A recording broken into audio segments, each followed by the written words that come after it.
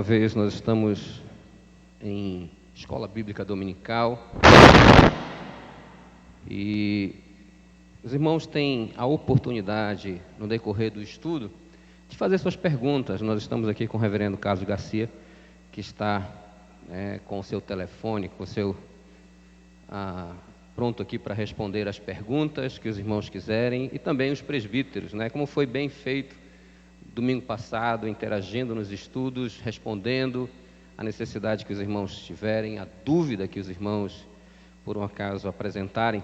Você pode escrever aí na sua rede social, que nós teremos o cuidado, o carinho de estar respondendo as perguntas daquilo que nós estaremos refletindo, meditando, aprendendo da palavra do Senhor. Então, você que está aí com a sua Bíblia aberta, ou mesmo com o seu celular, Você tem seu celular, tem a Bíblia no seu celular, abra aí no Salmo de número 1. Salmo de número 1. Dá um tempinho para que os irmãos possam achá-lo. Salmo bem conhecido, mas que é profundo nos seus ensinamentos e devemos estar aprendendo algumas lições importantes deste salmo. Salmo de número 1 diz assim: Bem-aventurado o homem que não anda no conselho dos ímpios, não se detém no caminho dos pecadores, nem se assenta na roda dos escarnecedores. Antes o seu prazer está na lei do Senhor, e na sua lei medita de dia e de noite. Ele é como árvore plantada junto à corrente das águas, que no devido tempo dá o seu fruto, e cuja folhagem não murcha, e tudo quanto ele faz será bem sucedido. Os ímpios não são assim, são, porém, como a palha que o vento dispersa. Por isso os perversos não prevalecerão no juízo, nem os pecadores na congregação dos justos. Pois o Senhor conhece o caminho dos justos, mas o caminho dos ímpios perecerá.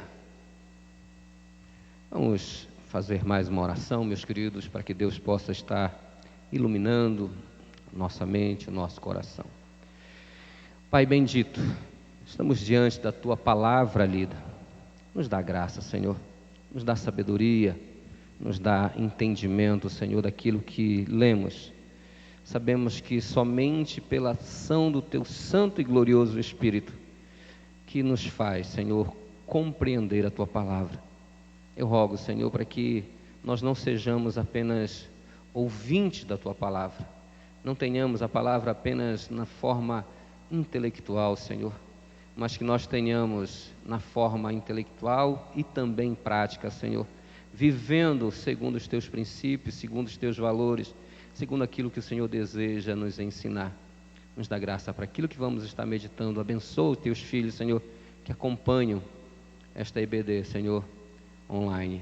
Dá graça em Cristo Jesus. Amém. Meus queridos, nós temos um salmo, como dito, provavelmente você conhece esse salmo decorado, e se você ainda não decorou, te desafio a aprender esse salmo. Ele é profundo, ele é intenso, e ele traz verdades que nós queremos estar refletindo aqui novamente, e que os irmãos possam então estar absolvendo isso com graça e com misericórdia.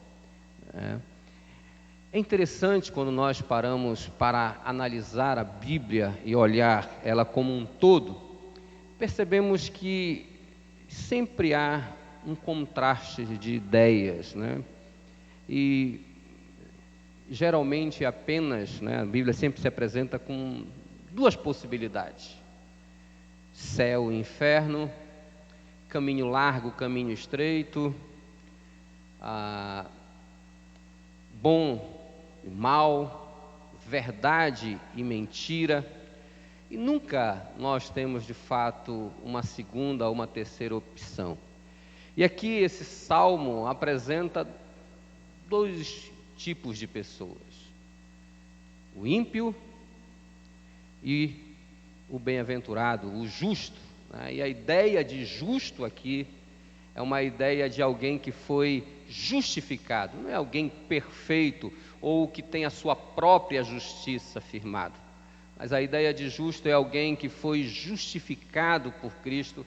Essa é uma doutrina muito interessante para nós, né, que confessamos, que temos a nossa confissão de fé, e bem firmada nessa questão de que Jesus é aquele que nos justificou, né, transpondo sobre nós, passando para nós a sua justiça e transferindo para si toda a nossa carga de pecado, toda a nossa pecaminosidade, nos atribuindo então uma vida justa diante de Deus. E é pela justiça de Cristo, é pela verdade de Cristo que nós vivemos. E é isso que o salmista traz, essa ideia de alguém justificado, de alguém que foi realmente remido, e aí, então ele apresenta a outra pessoa que não experimentou isso.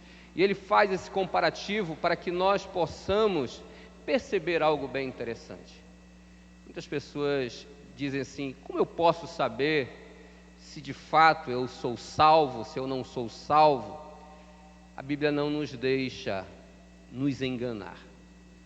Então ela apresenta de forma clara, de forma objetiva, os padrões da pessoa que é justificada e os padrões da pessoa que é uma pessoa considerada, não por nós apenas, mas pela própria palavra de Deus, como ímpia.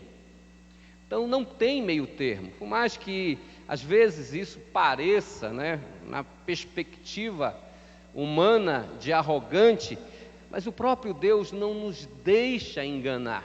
Ele apresenta qual é esse padrão, ele apresenta essa maneira de falar. Então, quando nós percebemos essa ideia desse absoluto, né, de categoria, de caminho largo, de caminho estreito, de mal, de bem, né, do conceito de justo, de ímpio, nós percebemos que sempre também isso é comparado na história bíblica, geralmente é apresentado dois personagens.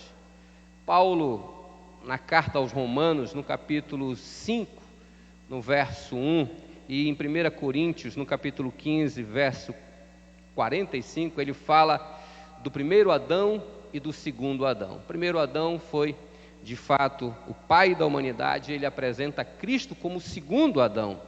Nós temos também, na própria narrativa de Gênesis, Caim e Abel. Depois nós vamos ver esse Caim ter matado seu irmão, Deus traz Sete, e aí ali está também apresentado essas duas ideias de caminho, né? A descendência de Caim é a descendência apresentada como a descendência ímpia, e a descendência de Sete, a descendência daqueles que são justificados, que são justos aos olhos de Deus e pela ação de Deus.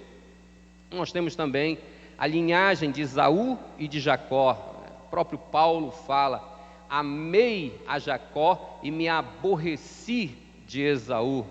Nós temos Davi e o próprio Saul. Davi como um rei escolhido, Saul escolhido pelo próprio povo, não sendo um rei legitimamente escolhido por Deus. E, de fato, o ápice dessa história, nós temos Cristo e o anticristo, Cristo como sendo realmente o centro da nossa fé, da nossa crença, daquilo que realmente colocamos, e o anticristo, aquilo que se opõe às verdades de Deus, e como a própria história nos ensina, que será também um personagem, né? É um sistema contra tudo aquilo que é de Cristo, que é centrado em Cristo, mas também será uma figura, né, no sentido de alguém contra Cristo, um anticristo. Então, dessa forma, a Bíblia se apresenta para nós, e aqui nós temos dois homens, dois caminhos, dois destinos. E pensando nisso, eu quero que nós possamos concluir, né, e ter essa mente de uma avaliação, que você possa, ao final desse estudo, estar se autoavaliando. Esse é o propósito da palavra de Deus, fazer com que nós possamos checar o nosso coração e observar se estamos dentro do padrão que aqui se apresenta. Essa é a expectativa do meu coração com aquilo que estaremos meditando, nos aprofundando nesse estudo. Que você possa perceber qual desses dois homens, né, você é, justo ou ímpio? Qual desses caminhos você tem trilhado? Qual desses dois destinos você tem optado? A eternidade ou a perdição? Como o próprio Cristo apresentou, o caminho largo ou o caminho estreito? O caminho da justiça de Deus ou da injustiça, da impiedade?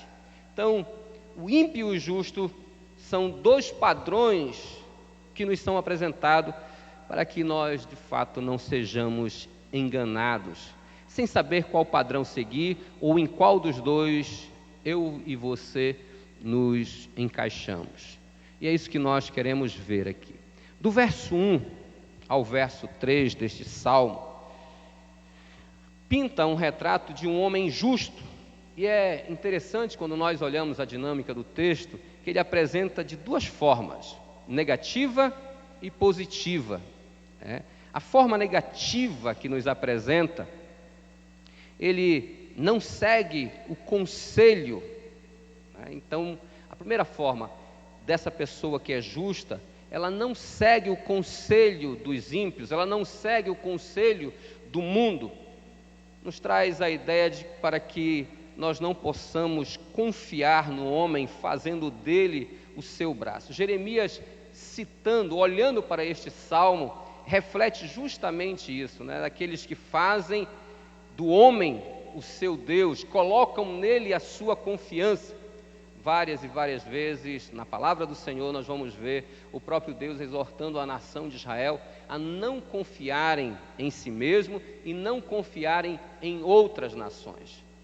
Meus queridos, você tem de fato experimentado isso, vivendo essa verdade, não seguindo o conselho dos ímpios? Como tem sido a sua vida na busca de conselhos? É interessante parar e pensar sobre essa questão de conselhos.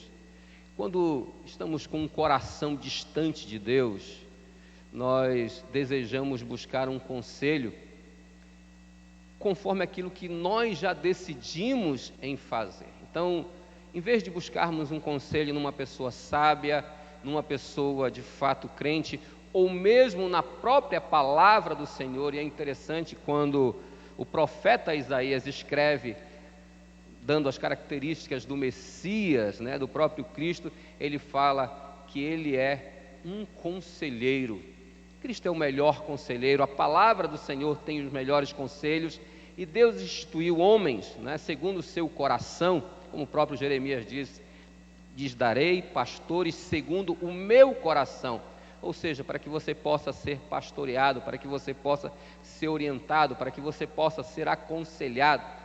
Mas muitas vezes nós vamos buscar fontes de conselhos que de fato apenas querem confirmar uma decisão que nós sabemos que não agrada a Deus, que confronta os princípios da palavra de Deus, que estão em desacordo com a vontade de Deus. É interessante, né? Nós queremos confirmar isso e queremos de alguma forma buscar apoio para isso, para a nossa decisão. Mas a Bíblia não nos deixa enganar. Primeiro que ela diz que o nosso coração é extremamente enganoso. Então a primeira coisa que nós precisamos nos perceber é que o coração nosso é enganoso. E ele não engana Deus, ele não engana as pessoas, ele engana a si mesmo. Por isso precisamos dos padrões e dos valores bíblicos e buscar esses conselhos em fontes que de fato estão em desacordo. Então, na forma negativa, esse homem, esse bem-aventurado, ele não busca conselho em qualquer lugar, ele não anda no conselho dos ímpios, ele não anda na segurança dos ímpios, ele não anda nos padrões e nos valores que esse mundo de fato apresenta. Ele diz, não compartilha, né, o caminho, ou seja, não imita o estilo de vida dessa sociedade corrupta, dessa sociedade que não agrada a Deus, dessa sociedade que não está em acordo com a palavra de Deus, que pelo contrário é uma sociedade anticristã. Então nós precisamos entender isso, perceber justamente dessa falta de confiança em Deus e buscar a confiança, andar nesse estilo. Paulo, orientando a igreja de Corinto, de Roma, em sua carta aos Romanos, ele diz que nós não devemos nos conformar com este mundo, ou seja, não devemos entrar na forma do mundo. Minha irmã que está aí, alguns irmãos também que sabem fazer bolo, a forma da massa que eles querem dar, se é uma forma de coração, se é uma forma quadrada, se é uma forma redonda, vai dar o padrão do bolo. Então ela busca a forma. Então que nós não possamos buscar, ou essa pessoa bem-aventurada, ela não busca entrar nesse padrão, entrar nessa forma. Isso é muito importante para nós observarmos com toda certeza e com toda a garantia de que não é pelo estilo de vida que nos é apresentado. Estamos falando também para a juventude, os professores na sala de aula, nas faculdades, tentam apresentar os seus padrões, os seus valores, os valores de uma sociedade corrupta, e entram em confronto com aquilo que ouvem, principalmente nessa fase, saindo da adolescência, entrando na fase da juventude, e muitos, por esse confronto, abandonam a sua fé. E o salmista diz que aquele que é bem-aventurado, aquele que de fato confia no Senhor, ele não anda nesse conselho, ele não se ajusta, porque ele tem uma outra fonte de referência. E é essa fonte que nós vamos estar vendo mais um pouco à frente. Não adota as atitudes dos maus. Meus queridos, quantas vezes você tem adotado a atitude de outras pessoas? Ou você tem invejado, desejado a vidas de outros? Talvez com um poder aquisitivo maior, com uma posição na sociedade um pouco melhor, mas quando você percebe o preço que essa pessoa pagou, a forma como ela usou para chegar àquilo, contrário ao próprio padrão da palavra de Deus, você percebe que não vale a pena e que você, como bem-aventurado, como alguém justo, como alguém justificado por Deus, não pode seguir.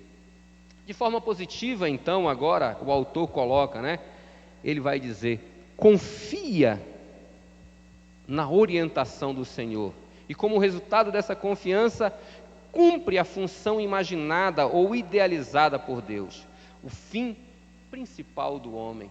Então ele vai cumprir o seu objetivo, o objetivo que Deus realmente traçou para a sua vida, quando o justificou, quando tirou do seu lamaçal de pecado, quando perdoou os seus pecados, quando limpou as suas vestes, quando lhe deu uma nova vida, quando lhe deu um novo coração. Você tem como objetivo então viver nesse padrão de confiança na orientação do Senhor, e consequentemente, quando você está cumprindo essa função de confiar, de receber as orientações do Senhor, você então cumpre a função imaginada lá no Jardim do Éden, que era o principal objetivo. O nosso catecismo fala justamente isso, Qual é o fim, qual é o propósito da criação humana, qual é o propósito do homem? Nada mais é do que glorificar a Deus e gozá-lo, para sempre. Esse é o fim do homem. Então ele apresenta justamente esse ser bem-aventurado. E aqui nós precisamos fazer uma reflexão sobre essa questão dessa bem-aventurança. O que é essa pessoa bem-aventurada? O que quer dizer essa palavra bem-aventurada? Ou em algumas traduções traz feliz, A primeira ideia aqui dessa felicidade, dessa bem-aventurança, não é uma felicidade, não é uma pessoa feliz mediante as circunstâncias. Porque se nós formos viver pela por esse conceito, por essa ideia, nós vamos perceber que depende do que nos ocorre, ou nós estamos sujeitos às variações de nossa própria caminhada. Então, às vezes, nós vamos passar por momentos difíceis, como estamos vivendo, e então a nossa motivação, a nossa alegria estará realmente comprometida. Você não será essa pessoa feliz, né? Essa ideia de felicidade não circunstancial, mas uma felicidade que vem do Senhor, que independe das circunstâncias, que independe da situação. Meus queridos, essa ideia também transpassa, né, passa pela ideia de uma pessoa que é diferenciada e é uma pessoa invejada. Em vez dela não se entrar no padrão, né, da sociedade, ela é alguém que a sociedade deseja imitá-la, porque sobre ela está uma bênção especial, sobre ela está a graça de Deus, sobre ela está o Espírito de Deus que a torna diferente. E os seus vizinhos, aqueles que lhe cercam no seu contexto social, quer seja na sua faculdade, quer seja no seu local de trabalho, quer seja na sua escola, ou mesmo no seu lar, né, onde nem todos têm a mesma confissão que você, as pessoas, ao olharem você como alguém que está aqui apresentado bem-aventurado, elas desejam isso, ou seja, é uma pessoa que é estimada, né, que é agraciada com as bênçãos de Deus. E isso sempre foi a ideia, né, para que o próprio Deus, falando ao povo de Israel, escrito por Moisés em Deuteronômio 30, 11, né, ao verso 20, fala de um povo ser, de fato, um povo abençoado. Meus queridos, quantos têm corrido atrás de bênção? Nós vamos estar refletindo um pouco mais à frente a esse respeito. Então, ser bem-aventurado é essa a ideia de alguém estimado, de alguém aplaudido, de alguém que deseja, né, as pessoas desejam imitá-los e que elas tenham prazer de estar junto com ele. E o que leva uma pessoa então a ser bem-aventurado? Como então essa pessoa vive? Como ela alcança isso? Como é o projeto de fato de ser alguém feliz, bem-aventurado? Primeira coisa, vai aqui para nós, ela medita na lei do Senhor. Esse é o padrão, né? Bem-aventurado. Por quê? Porque ele medita nessa lei, como o próprio texto diz. Antes o seu prazer está na lei do Senhor, e na sua lei medita de dia e de noite.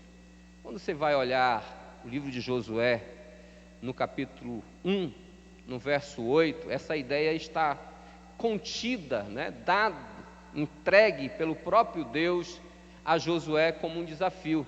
Josué, medita na minha lei, não te afasta dela, tem ela constantemente no teu coração e, consequentemente, você será bem-sucedido. Meus queridos, você é uma pessoa bem-sucedida? Você é, de fato, um bem-aventurado? Qual o segredo? O segredo daquele que é bem-aventurado é justamente que ele não tem esse padrão, mas que agora ele faz muito mais. Ele medita na lei do Senhor. Ele está sobre essa lei. Então, essa lei é importante. A segunda, ele obedece a essa lei. Isso nos remete justamente à orientação, né, que a palavra do Senhor tem nos ensinado. Essa é a ideia. Josué foi bem-sucedido em sua trajetória, observando essa verdade em sua vida. Para de fato que sejamos bem-aventurados, temos que aprender o que o Salmo nos ensina, né? Então percebemos justamente isso. Como então aprender? Nós somos conduzidos por essa lei. Somos conduzidos pela lei do Senhor. Sabemos que tem havido um pouco de confusão com a ideia de lei, principalmente no Novo Testamento, pelo entendimento equivocado dos termos do que a lei apresenta. Alguns têm afirmado: eu não vivo pela lei, porque nós estamos na época da graça. Paulo disse que não está sobre o jugo da lei, e as pessoas muitas vezes fazem confusão dessas ideias, não percebendo que dentro da Bíblia a lei, ela tem 3 ideias e muitas vezes até 4 ideias com referência a essa palavra lei. Então, isso faz uma confusão na cabeça das pessoas, isso faz com que as pessoas não entendam, não compreendam essa ideia e levam a dizer: eu não estou debaixo da lei. Será que nós não estamos debaixo da lei? E que lei é essa que nós também não estamos mais? Primeira coisa, meu querido, para que nós possamos aprender. Para Israel havia a lei civil, né, o Código Civil da nação, a lei cerimonial, e Cristo cumpriu toda a lei cerimonial. Cristo cumpriu a lei civil quando pediu aos seus discípulos que fossem pagar o tributo, né? Mesmo sendo rei, ele teria o direito, mas para que não houvesse qualquer dúvida sobre o seu caráter, ele então cumpre o pagamento do seu tributo dele e dos seus discípulos. Então nós temos também a lei moral, né? Precisamente o Decálogo, os 10 mandamentos, e a outra ideia que aqui se apresenta, e essa nós queremos dar ênfase, né, que é a Torá, ou os 10 mandamentos, não é somente toda a regra e o regulamento da lei de Moisés e dos profetas, mas vai além, equivalendo para toda a palavra de Deus. Essa lei é a plena satisfação da pessoa justa, ou seja, toda a palavra de Deus, muitas vezes no texto, e aqui está se apresentando, é justamente toda a vontade de Deus revelada a nós. Todo o ensino bíblico, toda a piedade ensinada aqui, essa é a ideia. Então, você tem prazer nessa lei, você tem prazer nessa palavra, e nós estamos estudando na congregação do Eldorado a respeito do livro de Éfeso, né, da carta de Paulo a Éfeso, e é interessante como Paulo roga para que aquela igreja tenha sabedoria, para que aquela igreja conheça, né, essa lei, conheça essa palavra, porque não é apenas um conhecimento intelectual, mas é um conhecimento de experiência, de verdade. Nós não precisamos de uma nova revelação, nós cremos que o cano está fechado, e nós precisamos sim da verdade de Deus firmada em nosso coração. Então, você não precisa de uma nova revelação, você tem a lei do Senhor, e nela você medita de dia e de noite, você está firmado nessa verdade. Então, essa é a lei, e é isso que nós precisamos entender, que a pessoa justa, ela tem satisfação, ela tem prazer na verdade de Deus. É uma pergunta: você tem tido prazer na leitura bíblica? Você tem tido prazer na sua hora devocional? Você tem prazer em aprender, né, decorado, salmos ou qualquer outro texto da palavra de Deus? Você tem buscado isso? Isso tem sido o teu prazer? Um prazer maior do que você tem pelo um belo prato de comida? Para aqueles que gostam de uma boa lasanha, para aqueles que gostam de uma boa macarronada, o teu prazer pela lei do Senhor vai por um caminho maior do que esse prazer?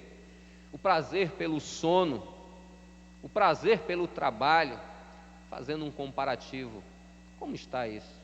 Como está essa relação Você de fato é alguém que tem prazer na lei do Senhor?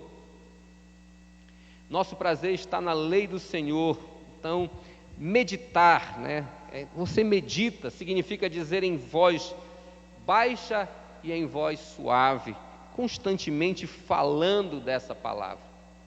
Meus queridos, eu tenho, nessa minha caminhada, tenho visto tantas pessoas que falam, como crentes falam algumas palavras, né, palavrões, como nós dizemos, e a Bíblia fala que a boca fala daquilo que o coração está cheio.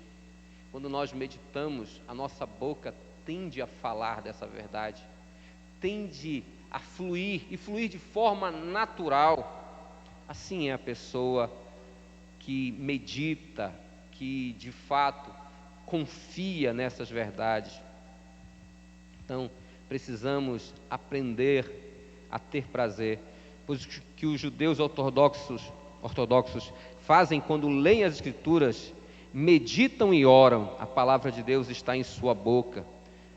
Falamos como o Senhor sobre a palavra fala conosco sobre o Senhor. Então você ora a palavra do Senhor, você percebe isso na dinâmica da história bíblica, né? Moisés, ele quando orava a própria palavra do Senhor. Davi, né? Você vai olhar na oração de Neemias, quando vê, né, aquela notícia, quando ouve aquela notícia, você vai ver em sua oração que ele faz orações de confissão, e ali está, de fato, uma verdade que ele tinha aprendido com seus pais, e ele ora essa palavra e trazendo o próprio Deus para que ele possa se comprometer com a sua palavra, e tudo vai então bem naquela trajetória da vida de Neemias. Nós precisamos aprender a isso, e precisamos, como povo de Deus, né, nós devemos preferir a palavra muito mais do que os alimentos. Para a gente já ir encaminhando, e aqui eu quero realmente deixar, né, essa ideia. Você é uma pessoa que tem abençoado, né, você é bem-aventurado, você é abençoado, mas eu quero trazer uma reflexão para nós, porque o fim, né, o propósito nosso realmente é glorificar a Deus, é gozá-lo, mas a ideia de que você é uma pessoa abençoada, e aqui ele faz esse comparativo de como uma árvore, né? E Deus tem nos abençoado para sermos também uma bênção. É interessante perceber essa máxima, que a árvore não come dos seus frutos. A árvore não come dos seus frutos, ela produz esse fruto, como o próprio texto diz, e, de fato, você tem sido abençoado. Muitas pessoas estão nesse momento chegando até Deus para desejar as suas bênçãos, mas muito mais do que receber, como o próprio livro de Atos, no capítulo 20, verso 35, nos ensina, é melhor dar do que receber. Você tem sido abençoador, você tem sido um canal de alguém que é abençoado e abençoa as pessoas. Como você pode abençoar? Você pode abençoar as pessoas com o seu testemunho. Seu testemunho, como tem andado? Você pode servir, né, como bênção, como canal de bênção, com o seu serviço na igreja. Como você tem se comprometido com esta igreja, ou com a igreja que você faz parte? Você tem sido alguém abençoador na sua igreja local? Você tem sido abençoador com os seus recursos, com os seus dons, com as suas habilidades, com os seus ganhos, né? Então precisamos perceber justamente isso.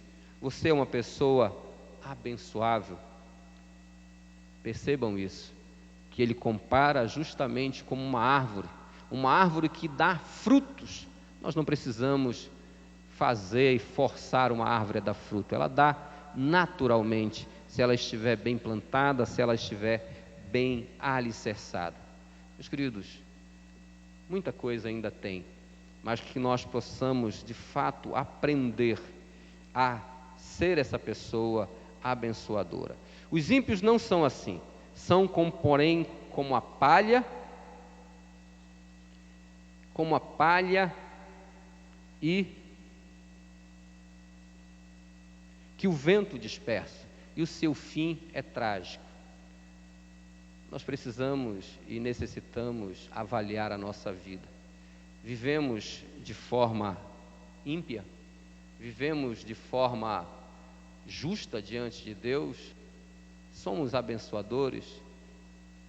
Esses dois caminhos se apresentam para nós.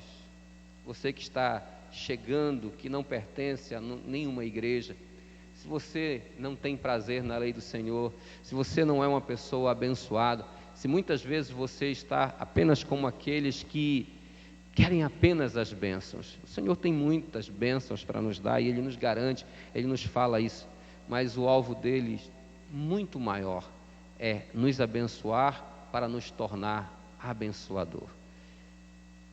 O próprio Moisés, escrevendo para a nação de Israel, disse: escolhe, pois, diante de vocês está a bênção e a maldição, escolhe, pois, as bênçãos.